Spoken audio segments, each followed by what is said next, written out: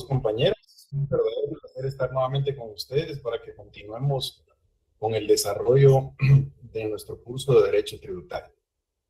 Encantado de saludarlos nuevamente. Por favor, confírmenme si están recibiendo bien la señal, el sonido, si se escucha y se ve bien la pantalla. Sí, licenciado, todo muy bien. Excelente. Pues bienvenidos. Como ustedes se Buenas noches, recordarán, ¿todo bien? gracias, buenas noches a todos. Les decía que, como se recordarán, en la última sesión, en la última clase, estuvimos platicando un poco sobre qué son los tributos. Este es un tema realmente importante porque es la base del curso de Derecho Tributario. Y por eso me pareció interesante que recordáramos que, según lo que platicamos, la doctrina, la literatura jurídica especializada nos indica que llamamos tributos a todas aquellas, digamos, aportaciones obligatorias que el Estado le impone a sus habitantes para que a través de esos pagos que ellos realizan pueda obtenerse los recursos necesarios para poder prestar los servicios públicos y con ello que el Estado cumpla con las obligaciones que le han sido encomendadas. Y nos explican en la doctrina los autores que existen tres clases de tributos. Doctrinariamente se habla de los impuestos, explicándonos que los impuestos son tributos que de alguna manera lo que hacen es que generan la obligación de pago, pero esta obligación de pago es genérica, es decir, se le impone a todas las personas y no existe a cambio de ese pago que realizan las personas una contraprestación directa que el Estado les dé en el momento en el que hacen el pago, sino que con las sumas de dinero que los habitantes pagan a través de los impuestos, lo que se hace es que se forma un fondo común, de tal suerte que de ese fondo común es de donde a través de las normas presupuestarias se logra que se distribuya a todos los órganos públicos que conforman al Estado y de esa manera se logre que estos cuenten con los recursos necesarios. Así que la característica de los impuestos es que se establecen como pagos obligatorios impuestos por el Estado, digámoslo de esta manera, sin que exista una contraprestación directa de parte del Estado hacia el particular en ese momento. Ahora bien, hay otra clase de tributos según la doctrina que le denominan las tasas. El tema con las tasas es que, según la doctrina, las tasas son tributos que el Estado le impone obligatoriamente a las personas como un pago que éstas realizan, ahora sí, como una contraprestación o a cambio de una contraprestación de un servicio que en ese momento les proporciona o les presta el Estado. Las tasas, en lo personal, a mí me parece uno de los tributos más claros o más interesantes que hay, porque de alguna manera el particular puede visualizar que por el pago que está haciendo en ese momento el Estado le está proporcionando un servicio público. Decíamos, caso de los servicios municipales, cuando uno hace el pago, puede hacer uso del servicio de transporte público.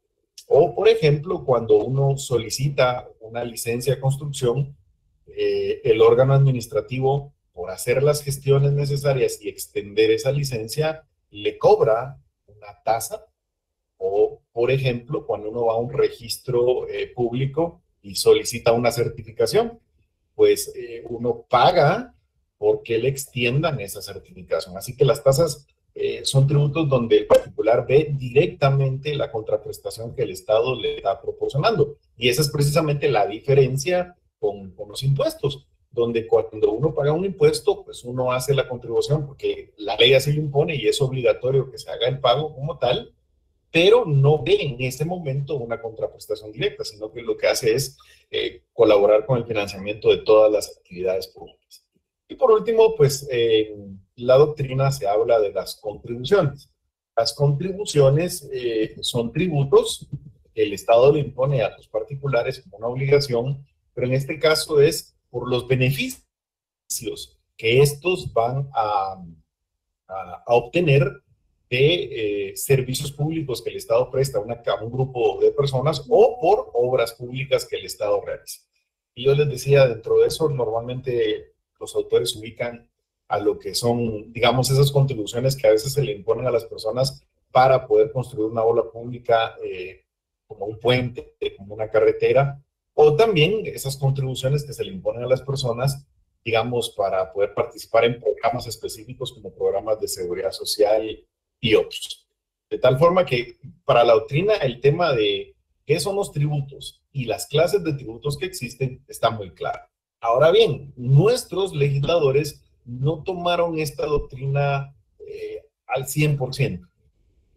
La definición legal de tributos que nuestro código contempla, que se encuentra ubicada en el Código Tributario en el artículo 9, nos indica que los tributos son prestaciones comúnmente en dinero que el Estado le exige en ejercicio de su poder tributario a sus habitantes, y hasta ahí toda la definición va, digamos, conforme a la doctrina, con el objeto de poder obtener recursos para el cumplimiento de sus fines. Y hasta ahí, digamos que nuestra definición recoge todas estas ideas que hemos estado hablando, que la literatura jurídica especializada en el derecho tributario o esas explicaciones que nos hacen sobre qué es un tributo. Donde nuestro código se separa de la doctrina es en la clasificación, porque nuestro código también clasifica los tributos en tres distintas clases y contempla en su artículo 11 los impuestos, indicándonos que estos son todos aquellos tributos que tienen como hecho generador una actividad general del Estado, que no está directamente vinculada o concretamente relacionada con el contribuyente. En otras palabras, quiere decir, o lo que nuestro legislador nos está diciendo ahí es que no recibe en ese momento el contribuyente una contraprestación por el pago que está realizando. O sea, hasta ahí vamos igual que en la doctrina. Pero luego nuestro código contempla los arbitrios.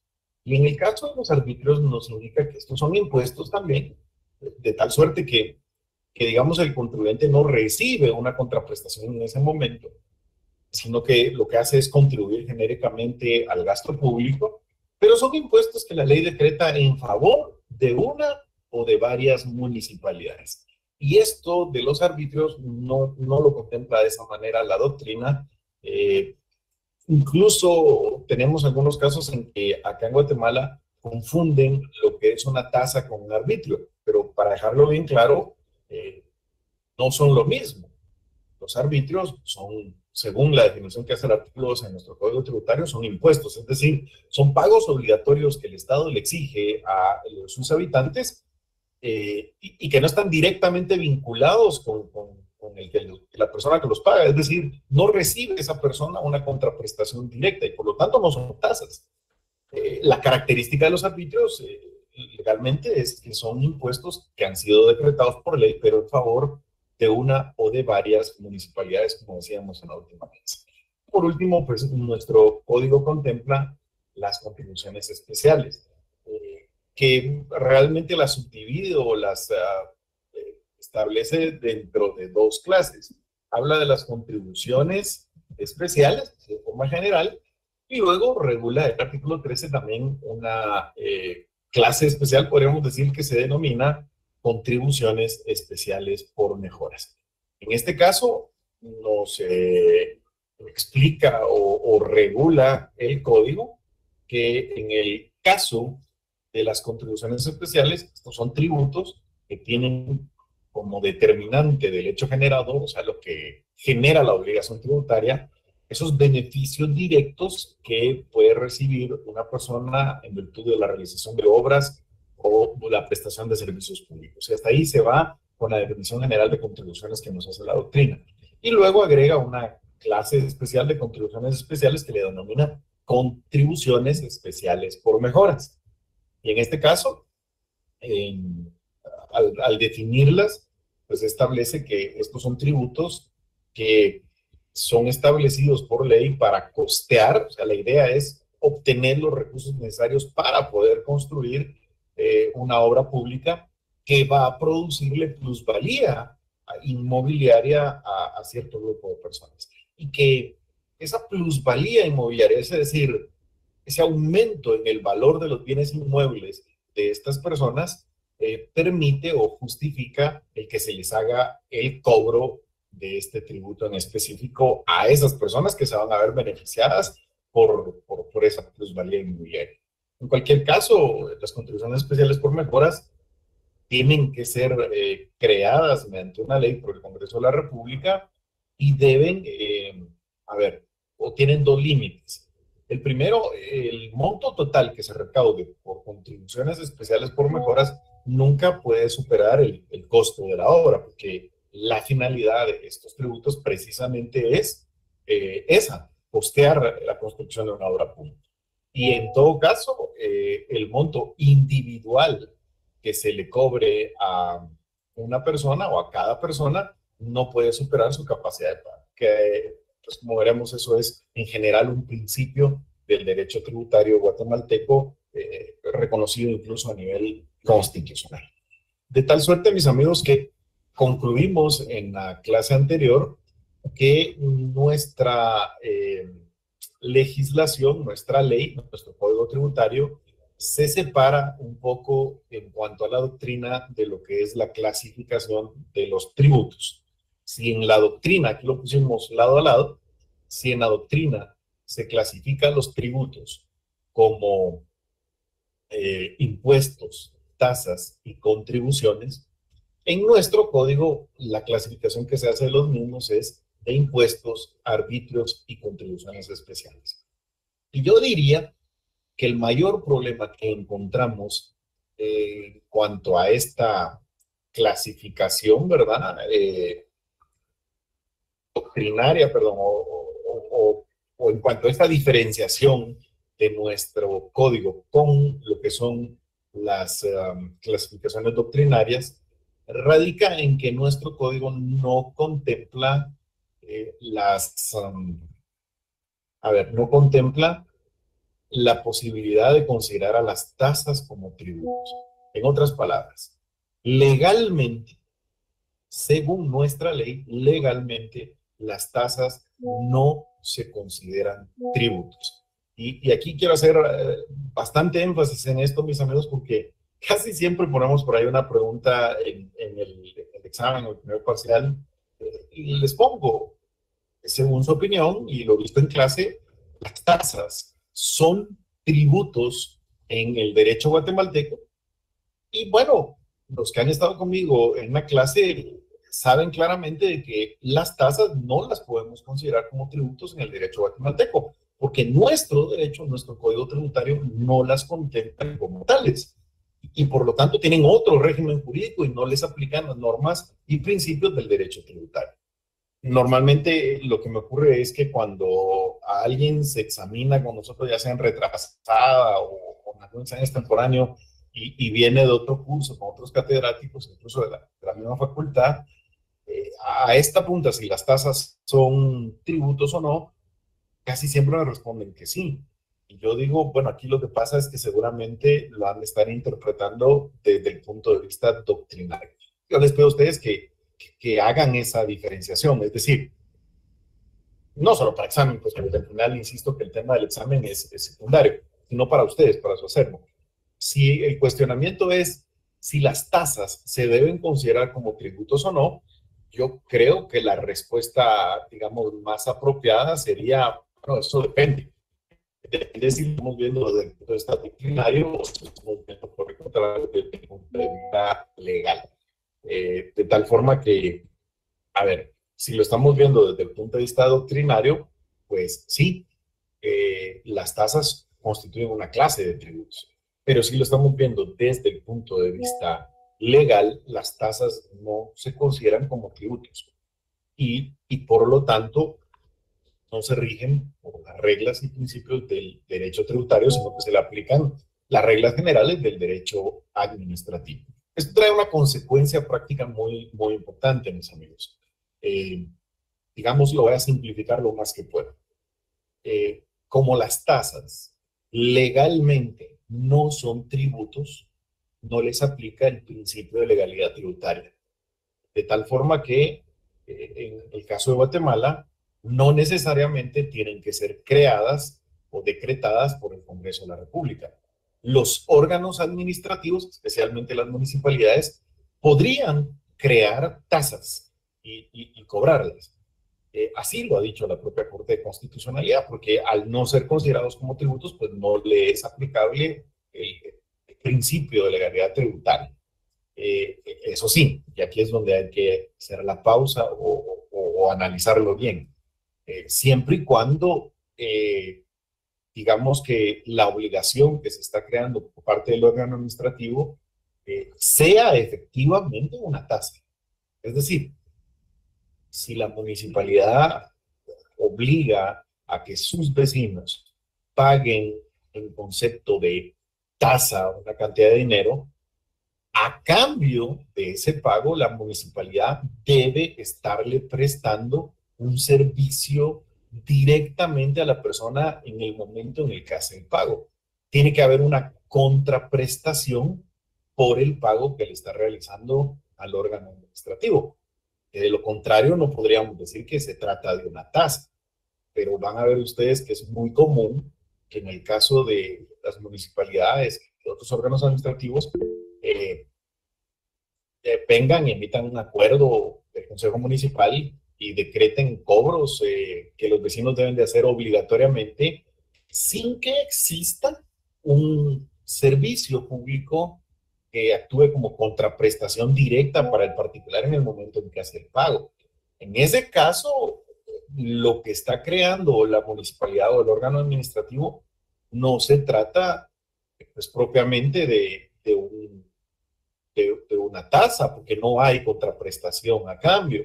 En ese caso, la municipalidad está decretando un pago obligatorio para obtener fondos para poder prestar los servicios públicos. Es decir, en ese caso, la municipalidad estaría prácticamente creando un tributo y eso no lo puede hacer legalmente porque vamos a ver, porque el principio de legalidad tributaria básicamente nos indica que los tributos solamente pueden ser, digamos, decretados por el Congreso de la República mediante una ley. Así que esto es un punto que va a resultar muy importante para efectos prácticos. Como nuestro código tributario no contempla las tasas como una clase de tributo, no les aplican las reglas del derecho tributario y por lo tanto los órganos administrativos sí pueden crear tasas, pero mucho cuidado con esto. Lo que ha dicho la Corte de Constitucionalidad es que para que sea considerada una tasa, pues debe reunir ciertas características, ciertos elementos que efectivamente permitan establecer que se trata de una tasa y no de un tributo, porque en este caso, si no reúne esos elementos, pues no se considera una tasa, sino un tributo y por lo tanto no lo puede hacer el órgano administrativo. A ver, Alba, Margarita, ¿tiene por ahí levantada su mano? ¿Tiene alguna pregunta? Buenas noches. Buenas noches. Fíjese que respecto a lo que está hablando ahorita me surge a mí la duda. Si los órganos administrativos son los únicos que pueden pues emitir estas tasas y hace referencia a los elementos, ¿me podría brindar como un ejemplo o el fundamento legal de dónde se encuentran esos elementos o nos remitimos específicamente a la jurisprudencia de la Corte de Constitucionalidad para poder decir que es una tasa o no? Efectivamente, no hay ninguna, no hay ninguna norma jurídica que nos defina, en el caso de Guatemala, que es una tasa. Lo que tenemos son sentencias de la Corte de Constitucionalidad donde ha hecho el análisis respecto de qué debemos considerar como una tasa y cuáles son los elementos que debe cumplir. Brevemente yo lo voy a tratar de simplificar porque tenemos una clase específica para eso. Hoy hablan sobre el tratamiento de las tasas y en qué casos sí se pueden considerar y en qué casos no se pueden considerar. Brevemente yo le resumo. La idea general es que para que se considere una tasa tiene que haber una contraprestación directa de parte del órgano administrativo en el momento en el que se realiza el pago, porque de lo contrario no podría ser considerado como una tasa. Ahora, estoy simplificándolo, porque, insisto, a ver, la Corte de Constitucionalidad a veces enreda muchísimo las cosas, ¿oye? Y hay casos en los que uno dice, bueno, eso no es una tasa, porque ahí la municipalidad no está dando ningún servicio. Y por lo tanto, uno dice, esto es ilegal que la municipalidad lo haya acordado, es violatorio del principio de legalidad, debe ser declarado inconstitucional y expulsado del ordenamiento jurídico. Pero la Corte nos sorprende y cuando le plantean la inconstitucionalidad, hace un su análisis y dice, no, pues aquí sí hay prestación de un servicio. Entonces, realmente requiere mucho estudio de varias sentencias de la Corte como para llegar a determinar en esencia cuáles son los elementos que la Corte ha considerado esenciales para que algo sea considerado como una tasa y por lo tanto pueda ser creado por un órgano administrativo. Le pongo un ejemplo muy puntual. A ver, si por ejemplo usted me dice, mire, una municipalidad emitió un acuerdo del consejo en el cual pues decretaron o lo correcto sería decir, acordaron que cada vecino tendrá que hacer el pago de 30 quetzales porque la municipalidad le extienda certificaciones de lo que conste en los registros que la municipalidad lleva. Bueno, entonces yo ahí lo veo muy fácil. Uno dice, yo llego a la municipalidad, digo, quiero una certificación, por ejemplo, de la matrícula fiscal de un bien inmueble. Y la municipalidad me dice, con mucho gusto, nosotros la vamos a extender y por eso son 30 quetzales. Esa es la tasa municipal por la extensión de las certificaciones. Yo en lo personal no le veo ningún problema porque digo, efectivamente aquí lo que hay es un pago que está haciendo el contribuyente por el servicio que le está proporcionando a la municipalidad de certificarle un documento. Ahí lo veo que sí es una tasa. Pero quizás uno de los ejemplos más digamos, puntuales de los casos en los que yo no estoy de acuerdo con la Corte de Constitucionalidad es ese cobro que hace en la antigua Guatemala cuando uno va a ingresar. No sé si se han percatado que, no sé si lo hacen todos los días o solo los fines de semana, pero básicamente lo que hacen es que ponen empleados municipales a la entrada de la ciudad de Antigua Guatemala y pues cuando uno va con su vehículo ahí lo paran y le dicen, mire, tiene que pagar, la verdad no sé cuánto, 10, 15, 20 quetzales, no sé cuánto es lo que cobran pues, por ingresar. Cuando implementaron eso, el acuerdo del Consejo Municipal que lo implementó, pues lo que establecía era que por ingresar a la ciudad, la persona tenía que hacer el pago. Y entonces yo ahí personalmente decía, no, para mí que aquí la municipalidad sí vulneró el principio de legalidad tributaria, porque está cobrando sin prestar a cambio un servicio público. Posteriormente, la municipalidad emitió un nuevo acuerdo, modificó esa disposición y vea cómo lo plantearon. El pago no va a ser por ingreso a la ciudad, al municipio. El pago, dice el nuevo acuerdo, es por el servicio de que usted pueda dejar su vehículo estacionado en las calles de la antigua. Por darle ese espacio en la vía pública, por permitirle dejar su vehículo ahí estacionado, le vamos a cobrar una tasa, digamos, de 20 quetzales, no sé cuánto es. Y eso fue impugnado inconstitucional. Se planteó la inconstitucionalidad y la Corte dijo, en este caso, sí estamos ante una tasa. Y el análisis que ellos hicieron es, efectivamente, las calles de la ciudad son públicas y por lo tanto están bajo la administración de la municipalidad y aquí la municipalidad está proporcionándole a las personas un espacio en el cual ellas pueden dejar su vehículo, porque si no se los proporciona a la municipalidad, pues tendrán que buscar, digamos, un parqueo privado donde dejarlo. De tal forma que al proporcionarles ese espacio para parqueo, la municipalidad está proporcionando un servicio público. Y entonces el pago que ellos realizan es una contraprestación por ese servicio que están recibiendo y por lo tanto si es una tasa y declaró sin lugar la inconstitucionalidad que se planteó. Yo la verdad tengo mis serias dudas, no me parece que la municipalidad ahí esté prestando un servicio como tal. Pero bueno, eso fue lo que dijo la Corte y aquí son ellos los que deciden. Igual, no me voy a meter demasiado a este tema ahorita porque tenemos una clase donde vamos a hablar específicamente en toda la clase sobre las tasas y vamos a leer algunas sentencias de la Corte de Constitucionalidad, los elementos, la redacción tan enredada que a veces utilizan y sobre todo vamos a ver ejemplos de, digamos, cobros que han sido establecidos por órganos administrativos en los que la Corte ha dicho esto sí son tasas, por lo tanto es válido su cobro, y casos en los que la Corte ha dicho esto no son tasas, aquí lo que hay es la creación de un tributo al cual le están dando la falsa apariencia de una tasa, pero como no hay contraprestación, está violentando o vulnerando el principio de legalidad y lo expulsan o lo declaran inconstitucional.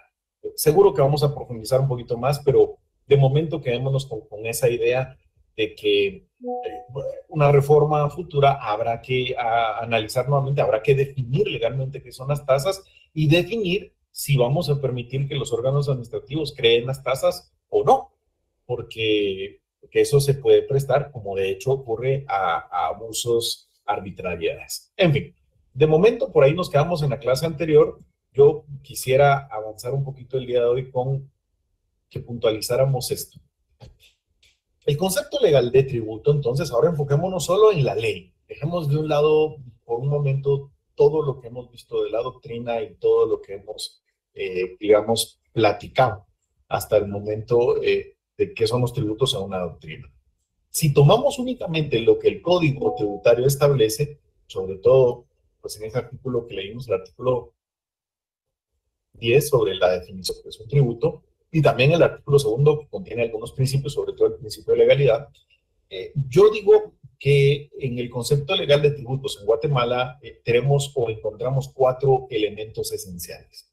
Para que algo sea considerado como un tributo, tiene que tener, en primer lugar, un carácter económico, un carácter monetario. Esto lo expresa la definición legal diciéndonos que los tributos son prestaciones comúnmente en dinero que el Estado le impone a sus habitantes. Este comúnmente en dinero, yo digo, siempre dejaron a salvo la posibilidad de que más adelante podría crearse o retomarse la idea de que los tributos se pudieran pagar entregando bienes o en especie. De momento, todos los tributos están fijados mediante un pago en dinero. Pero bueno, en cualquier caso, aun y cuando una ley permitiera que un tributo se pague pues entregando bienes, en ese caso también encontramos ese carácter económico, ese carácter monetario del tributo. Y los tributos, vamos, pues no es meramente buenas intenciones o, por ejemplo, sentimientos que uno pueda tener para con el Estado. No, siempre hablamos de aportaciones que una persona realiza obligatoriamente para el Estado, que el Estado le impone a una persona, que implican que esa persona tiene que entregar dinero o bienes que tengan un valor económico para que ese dinero o esos bienes permitan que el Estado cuente con recursos para poder efectivamente cumplir con sus obligaciones. Así que un elemento esencial de los tributos es ese carácter económico, carácter monetario que deben tener. El segundo, que lo hemos insistido muchísimo, de hecho, en la misma palabra impuesto deja bien clara la idea. Algo que es impuesto es algo a lo cual se me obliga, no es algo voluntario, es algo que me imponen forzosamente. Por eso en la redacción legal se indica que estas prestaciones que comúnmente en dinero se consideran tributos, el Estado las exige en el ejercicio de su poder tributario. Y decíamos en la anterior clase que cuando hablamos aquí de este carácter coactivo, lo estamos planteando desde el punto de vista meramente jurídico, legal. Es decir, cuando decimos que los tributos pueden ser exigidos por el Estado, nos referimos a que pueden ser exigidos ante un juez, coactivamente conforme la ley. Es decir, si la persona obligada al pago del tributo no lo paga voluntariamente, el Estado lo puede demandar y cobrárselo coactivamente, ejecutivamente. De hecho, existe un juicio específico para eso, que es el proceso de lo económico coactivo, que básicamente el económico coactivo es un proceso ejecutivo donde el Estado ya declaró que una persona tiene una obligación tributaria que debe pagar un tributo y determinó cuánto es el monto que debe pagar, pero la persona no lo paga voluntariamente. Entonces, ¿qué hace el Estado?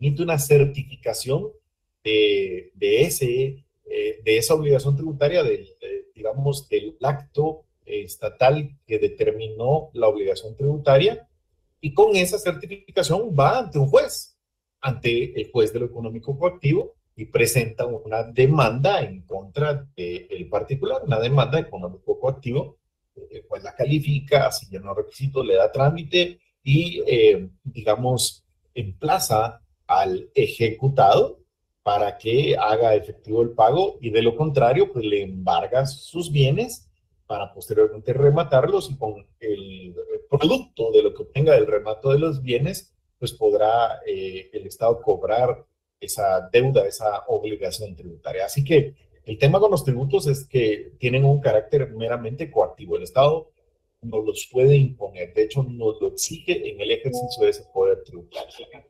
Aquí le agrego yo un tercer elemento que me parece muy importante, que aunque no está en el artículo que lo define legalmente, sí está en el artículo que establece los principios del derecho tributario, tanto en la Constitución como en el Código Tributario. Y, a ver, en virtud del principio de legalidad, decimos que no puede haber un tributo si no existe previamente una ley emitida por el Congreso de la República que decrete ese tributo y establezca las bases para su recaudación. Dicen con la expresión latina los autores, nullum tributum sine praevia ley. No hay tributo sin una ley previa.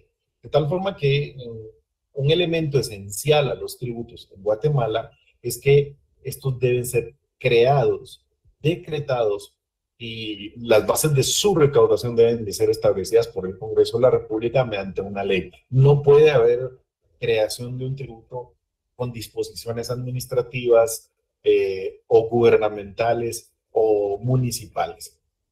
Aunque yo hago la salvedad que, según lo que hemos platicado, el problema aquí es que las tasas no se consideran tributo en el caso de Guatemala, y de alguna manera esa laguna o esa, no sé cómo decirle, esa regulación de nuestro código, que me parece errónea, permite que a veces existan órganos administrativos que crean verdaderamente tributos con disposiciones administrativas y pretenden exigirnos el pago, pero vamos, sin cumplir con el principio de legalidad.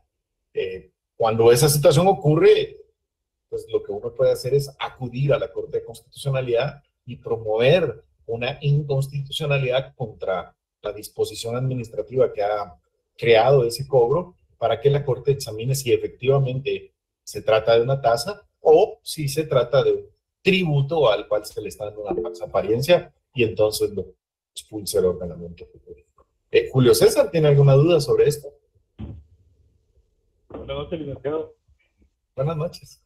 Respecto a este ejemplo de las entidades administrativas quieren sancionar con carácter de tributo, considero que aplicaría lo que pretenden hacer ahora con el tema de la clasificación de la basura, que las personas que incumplan quieren sancionarlos con multas muy onerosas, ¿verdad? Entonces, claramente yo después espero que no se puede utilizar ningún reglamento para sancionar con multas o con pagos generales, sino que debería hacerse para sancionar únicamente un ley.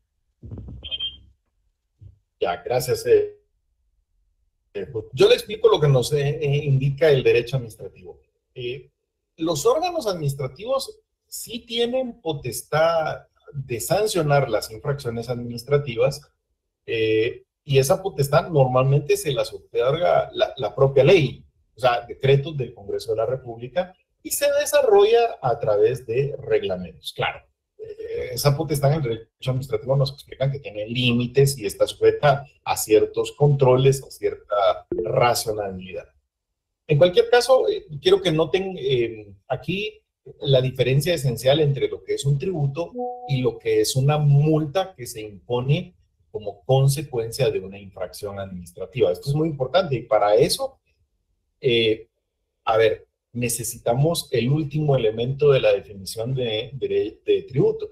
Si se dan cuenta, en el último elemento aquí en la diapositiva, yo les puse que los tributos tienen como característica ese carácter contributivo. Es decir, lo que ocurre con los tributos es que ese pago que nos impone el Estado nos lo impone para obtener recursos para poder cumplir con sus fines. La finalidad de un tributo siempre va a ser proveerle de recursos a el Estado para que el Estado pueda cumplir con sus fines. Ahora bien, las multas no tienen esa finalidad, o voy a corregirme yo mismo. Las multas no deberían de tener esa finalidad, esa sería la mejor forma de decirlo. ¿Por qué?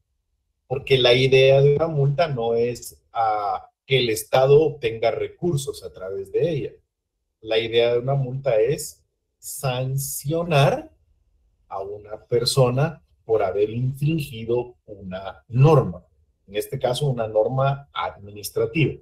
Por lo tanto, cuando se establece una obligación administrativa, sí se permite en el derecho administrativo que se regule que la infracción de esa norma administrativa puede ser sancionada con la imposición de una multa.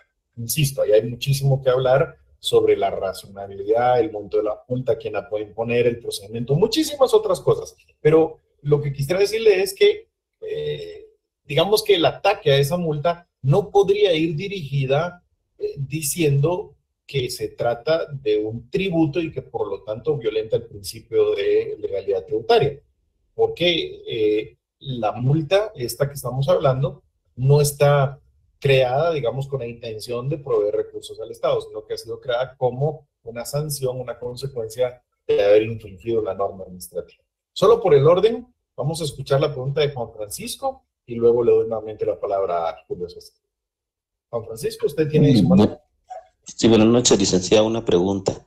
Fíjese que a mí me causa ahora una duda en relación a lo que sucedió en la pandemia, cuando el presidente de la República, Alejandro Yamatei, solicita a las empresas que otorguen beneficios como camas, sillas de ruedas, cosas así o equipos de respiración, y se las pide a las empresas. Yo a eso le digo casi, ¿verdad? Se les pide a las empresas con tal de exonerar estos impuestos que están en ley, entonces, como mandato. Esa es mi pregunta. No, bueno, Gracias. yo creo que usted mismo se la respondió, eso no lo puede hacer legalmente. O sea, usted no le puede, presidente no puede decirle, mire, para exonerarlo de un tributo, usted dé estos bienes. No, vamos a ver. El tributo tiene una forma de pago que es básicamente, la ley establece cómo se debe pagar, en qué fecha y en qué monto. Y por lo tanto, no se puede sustituir esa forma de pago por otra. Lo que sí es cierto es que la ley, la Constitución, le da la potestad al presidente para exonerar de multas y recargos en el caso de los tributos. Y el Congreso podría emitir una ley que exonere el pago de algunos tributos a empresas, pero sustituirlo no. No tengo conocimiento de que haya hecho eso el presidente, pero si lo hizo, yo diría de que no fue legal. Es decir, exigirles que le dieran bienes y que a cambio él iba a exonerar de ciertos impuestos, no es legal, no sería legal, Juan Francisco. Julio, ¿usted quería comentar algo más, Julio César? Sí, gracias. Y lo que tal vez no escuché bien el comentario, o sea, mi punto me ha enfocado a que precisamente estas multas que ellos quieren imponer, pues no son carácter de tributo, ¿verdad? Pero el comentario que yo quería dar era que por naturaleza, y la naturaleza de un reglamento, debe ser únicamente ampliar la interpretación de la ley. O sea, por naturaleza, no podría existir un reglamento con el objeto de sancionar o expulsar, porque la multa y la sanción como tal debe estar dentro de la ley. O sea, la naturaleza del reglamento de diferente para guiar o para explicar. 100% de acuerdo con usted en ambos casos. Oye, desde el punto de vista de lo que dice, estas multas no son tributos, de acuerdo con usted. Y segundo, 100% de acuerdo de que los reglamentos tienen una naturaleza puramente administrativa de desarrollar procedimientos para la acción de la ley. Que el fundamento de todo tipo de sanciones debe ser siempre en la ley, como vamos a ver cuando veamos el principio de legalidad un poco más en profundidad. Así que 100% de acuerdo en ese sentido. Perdone, pero no le lograba escuchar bien y tal vez por eso no capté esas ideas. Andrea, ¿usted tiene también alguna duda?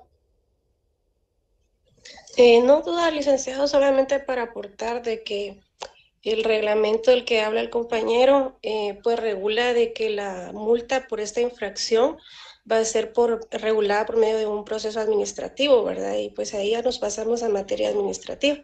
Solamente hacer esa referencia para que se tome en cuenta que no tiene nada que ver con lo que se está hablando, ¿verdad? Sí, bueno, sí tiene, digamos, en algún sentido, como decía aquí el compañero, relación en el caso de que él quería hacer énfasis que esas multas efectivamente no las podemos considerar como tributos. Y de hecho, nos permitió analizar el último elemento de la definición. Fíjese que para que algo sea considerado como tributo, en el caso de Guatemala tendría que reunir estos 4 elementos. Primero, tiene que ser una prestación que tenga algún valor económico y que el Estado le exija a los habitantes en el ejercicio de ese poder imperio, de ese poder tributario que le asigna la Constitución. Además, tienen que haber sido creados por el Congreso de la República mediante un decreto, mediante una ley, y la finalidad de la creación de estas obligaciones es de que el Estado cuente o obtenga recursos necesarios para poder cumplir con sus fines. Así que el carácter monetario, el carácter coactivo, digamos, que se rigen por el principio de legalidad y su carácter contributivo hacen que algo pueda ser considerado como un tributo o no en nuestro ordenamiento jurídico. Esas serían las características que tendría que reunir algo para que lo consideremos como un tributo. ¿Cuál es su naturaleza jurídica? Aquí no nos vamos a perder, mis amigos. La naturaleza jurídica de los tributos está claramente determinada y establecida en el derecho financiero y en el derecho tributario. Los tributos constituyen la principal fuente de ingresos del Estado. Debería ser, yo me atrevería a decir que la primera, y en muchos casos debería ser, o nos gustaría que fuera la única fuente de ingresos del Estado. A través de los tributos, el Estado va a obtener medios necesarios para poder cumplir con sus obligaciones y poder efectivamente prestar los servicios públicos a los que está obligado. Aunque no nos guste el pago de tributos, como lo decíamos en la primera clase, y alguno de ustedes lo dijo, creo yo, muy atinadamente, aunque no nos guste el pagar tributos, si no existieran tributos y si no se cobraran o se impusieran obligatoriamente, el Estado no tendría recursos para poder cumplir sus fines. Es decir, a ver, mis amigos, no podemos concebir un Estado, o por lo menos no en la idea que tenemos actualmente, sin que existan tributos. Porque de qué otra manera pudiera financiarse o obtenerse los recursos. Digamos que entonces el tributo viene a ser una figura esencial del derecho público, una figura esencial del derecho financiero, porque a través de ellos el Estado va a obtener recursos. Y no solo va a obtener recursos, sino que va a ser su principal fuente de ingresos. Y de hecho, para que ustedes vean que cuando decimos que es la principal fuente de ingresos, yo les puse acá en la diapositiva una tablita que me pareció realmente importante compartir con ustedes. Aquí les puse el resumen del presupuesto general de ingresos y egresos que fue aprobado para este 2023 por el Congreso de la República.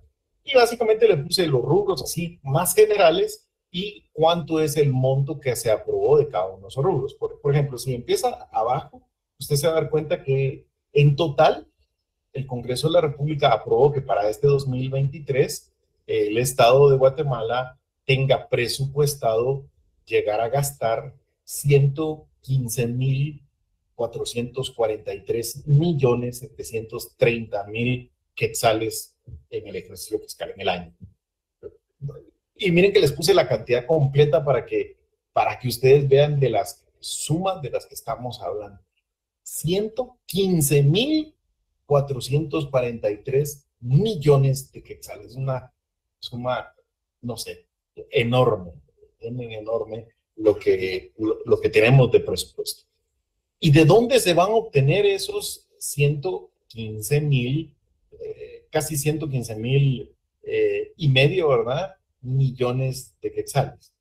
Bueno, según el presupuesto, ellos estiman que van a obtener 86.247.630.000 quetzales de tributos. Los ingresos tributarios, los que ustedes miran en la primera fila y que se las marqué para que viéramos el impacto que tiene el tema tributario, constituyen el 74, casi 75% del presupuesto general. Es decir, lo que nos están diciendo es, esperamos gastarnos en el 2023 115.000 millones de quetzales. Y de esos 115.000 millones de quetzales, 86.247 van a salir de los tributos. Ahí es cuando uno dice, bueno, efectivamente, los tributos constituyen la principal fuente de ingresos del Estado. Hay otras fuentes de ingresos, claro. Ahí se menciona ingresos no tributarios donde ellos aglomeran o unen otro tipo de ingresos que pudieran haber. Sobre todo ahí, en ingresos no tributarios, están contemplando los cobros que van a realizar directamente por prestar servicios públicos, lo que serían las tasas, pues. Pero como las tasas no se consideran tributos, lo colocan en un rubro aparte y nos dicen ingresos no tributarios, tienen 850 millones de quetzales ahí, que a pesar de que es una cifra grande, miren, son 850.623.410 quetzales, solo constituyen el 0.73% del total de gastos que pretenden hacer. Luego tienen contribuciones a la seguridad social. Este tema de las contribuciones a la seguridad social es muy interesante, porque las contribuciones a la seguridad social son efectivamente tributos, es decir, a ver, son pagos obligatorios que se le imponen a patronos y a trabajadores que estén, digamos, afiliados al régimen de seguridad social. Y si no los pagan, el IX puede cobrárselos coactivamente, de tal forma que de ese tipo de ingresos, de contribuciones a la seguridad social, ellos esperan obtener un 2.63% del presupuesto general de ingresos, que es una suma alta. Mire, son más de 3.043 millones de quetzales. Sin embargo, tomen en cuenta eso. Esos ingresos no los puede distribuir el Estado entre todos los órganos. Esos no entran al fondo común, sino que las contribuciones a la seguridad social, como su nombre lo indica, son una especie, una clase especial de tributos, son contribuciones a la seguridad social, de tal forma que lo que ingresa ahí es única y exclusivamente para los servicios públicos de las personas que están afiliadas al régimen de seguridad social. Luego ellos tienen contemplado pues vender algunos bienes del Estado o prestar algunos servicios y obtener ahí otros 515 millones de quetzales, lo que pueden cobrar de rentas de propiedad del Estado, 217 millones de quetzales. Mire, ese le llaman transferencias corrientes, pero para no perdernos, yo le puse ahí entre paréntesis, esperan llegar a recibir este año de donaciones más de 97 millones de quetzales, recuperar, o sea, lograr cobrar préstamos que el Estado ha hecho por 122 millones de quetzales. Este me encanta, mire, dice disminución de otros activos financieros, y entre paréntesis mejor le puse que es el dinero que en el momento en que se aprobó el presupuesto, que fue el año pasado, en el 2022, estaba en caja o que el Estado tenía en bancos y pues que se lo van a gastar en el 2023, son otros 8.477.872.000 quetzales que, pues, que lo tenían ahí en caja y bancos y que pues obviamente presupuestaron gastárselo. Y vea los últimos dos rubros, que son importantes. El endeudamiento público interno, o sea, lo que van a pedir prestado adentro de Guatemala, los bancos sobre todo, y el endeudamiento público externo, que es lo que le van a pedir prestado a entidades internacionales. De tal forma que, si usted se da cuenta, bueno, el presupuesto es enorme, las cifras son, hasta nos cuesta leerlas, ¿no? Digamos, no se imagina uno cómo gastarse tanto dinero y al final termina el ejercicio fiscal y uno dice, bueno, pero ¿y qué hicieron? O sea, con tanto dinero, ¿qué es lo que hicieron, verdad? Y de todo eso, de toda esa suma de dinero, casi el 75% corresponde a ingresos tributarios. De tal suerte que podemos decir con muchísima propiedad, retomando esta diapositiva, que los tributos constituyen la principal fuente de ingresos del Estado y esa es su naturaleza jurídica y esa es la importancia de estudiarlos y de estudiar el derecho financiero. Así que yo insto a que repasen bastante este tema de qué son los tributos, las clases de tributos. En la siguiente clase vamos a hablar un poco de qué es el tributario, ya para que vayamos aterrizando con algunas definiciones que nos pide el programa. Y luego vamos a tener una clase específica sobre el tema de tasas para que podamos profundizar en algunos pincelazos que tuvimos el día de hoy. Julio, ¿tiene alguna pregunta o comentario que nos quiera hacer? Sí, licenciado, disculpe, es que la verdad a mí me gusta preguntar, ¿verdad? Porque más cuando tenemos a alguien que tiene tanto conocimiento como usted. Yo tengo una duda. El Banco de Guatemala, pues él canaliza todas las divisas, ¿verdad? Los dólares. Sí. Y ellos manejan estas divisas en diversas inversiones. Ellos tienen un portafolio de inversiones, por ejemplo, compran bonos del Tesoro de Estados Unidos y etcétera, ¿verdad? Eso genera ingresos, o esas inversiones regularmente cada año generan ingresos. ¿Estos no se consideran como parte del presupuesto? ¿O cómo se considera estas ganancias que ellos generan? Sí, Julio. Sí, eran parte, o sea, se tienen que presupuestar, pero en todo caso entran en esos ingresos no tributarios, en el rubro que veíamos en la segunda fila, ingresos no tributarios. Porque, a ver, muy brevemente, porque el tema del derecho monetario es extenso. Para empezar, el tema realmente de las divisas no es en sí el Banco de Guatemala, sino que es la Junta Monetaria. La Constitución establece que la Junta Monetaria es a la que le corresponde definir la política cambiaria crediticia del Estado, de tal forma que es la Junta Monetaria. Ahora bien, no sé cómo, voy a tratar de simplificar esto. El tema es que esas divisas que ellos tienen no están ahí, digamos, para ser invertidas, porque al final de cuentas, recuerde usted que el Estado pues, no es una entidad privada que deba generar lucro o ganancia. Las divisas se tienen ahí por una cuestión de mantener estabilidad nacional. La Junta Monetaria lo que hace es controlar las reservas, las tiene en reserva para poder meter más dólares o sacar dólares de circulación y con eso manejar el tipo de cambio y mantener la estabilidad económica de Guatemala. Cuando ve que el precio del dólar está subiendo demasiado, entonces lo que tiene que hacer es sacar un poco de esos dólares o meter dólares para nivelar el precio del dólar y que el tipo de cambio no se nos dispare y no se nos vaya. Así que sí tienen dólares, pero no es tanto para el tema de inversión, sino que es un tema de manejo de política cambiaria para la estabilidad económica.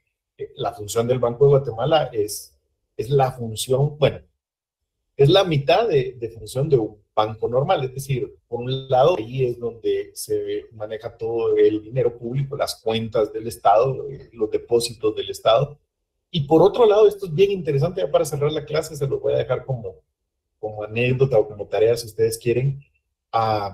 La idea inicial del Banco de Guatemala es que, pues como su nombre lo indica, fuera un banco, de tal forma que cuando un órgano público del Estado, digamos una municipalidad o la Universidad de San Carlos, necesitaran dinero, podían acudir al Banco de Guatemala y pedirle dinero prestado.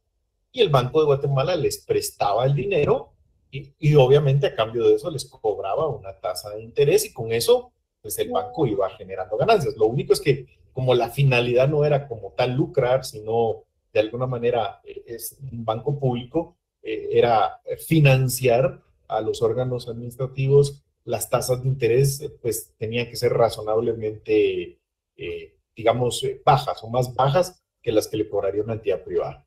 El problema fue que realmente había un endeudamiento fuerte de parte de los órganos y las municipalidades se acostumbraron a que todo lo que ellas trabajaban y los órganos administrativos lo hacían con base a préstamos del Banco de Guatemala.